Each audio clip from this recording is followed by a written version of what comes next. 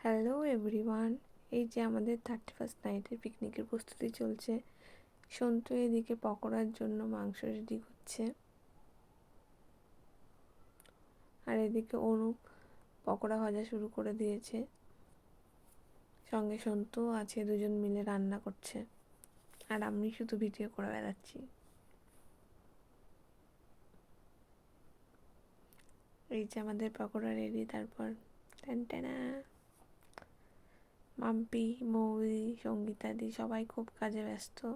শুধু আমি একমাত্র ঘুরে ঘুরে বেড়াচ্ছিলাম, কাজ পাচ্ছিলাম না সেই জন্য।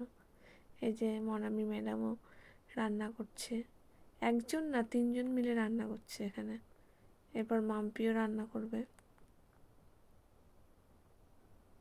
ও এখন জ্ঞান দিচ্ছে, এরকম করিস না এরকম করিস না বলে।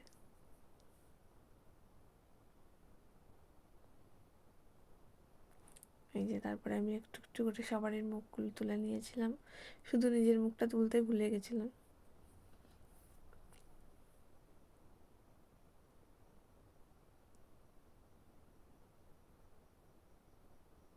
দুই রাঁধুনি রান্না চলছে, এদিকে ছোট্ট বোনো দুটো নাচ করছে কি সুন্দর। এই যে দুই রাঁধুনি রান্না করেই যাচ্ছে, রান্না করেই যাচ্ছে। তারপরে যেদিকে মাম্পির রান্না করা হয়ে গেছে, এখানে এসে বসে পড়েছে। আর এদিকে অনুপ একা একা রান্না করছে এখন। এই যে ম্যাডাম ফোন ঘাটছে, এই যে সঙ্গীতা দি, এই যে মনামি আবার ওকে টানাটানি করছে নাচ করার জন্য। যা যা সব নাচ গিয়ে। আমি তাই বলছি আর কি, আমাকে ডাকছে, আমি তো নাচতেই পারি না, তাও আমাকে কেন ডাকে আমি কি জানি, বুঝে পাই না।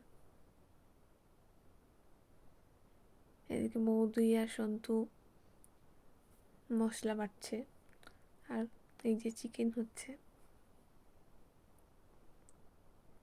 এনাদের নাচ শুরু হয়ে গেছে, নাচানাচি করছে, আর আমি ভিডিও করছি আর দেখছি। আমি তো আর নাচতে পারি না। মনামি একদম ফুল মুডে আছে, ওর ননদের সঙ্গে নাচ করছে, গানের সঙ্গে তাল মিলিয়ে।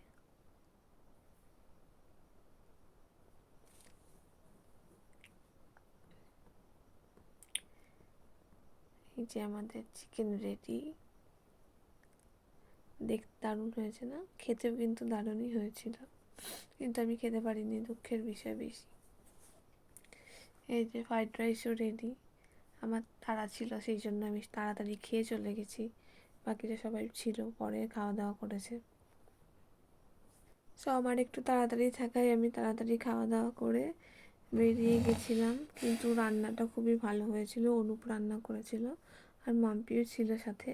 কিন্তু রান্নাগুলো সত্যিই খুবই ভালো হয়েছিল।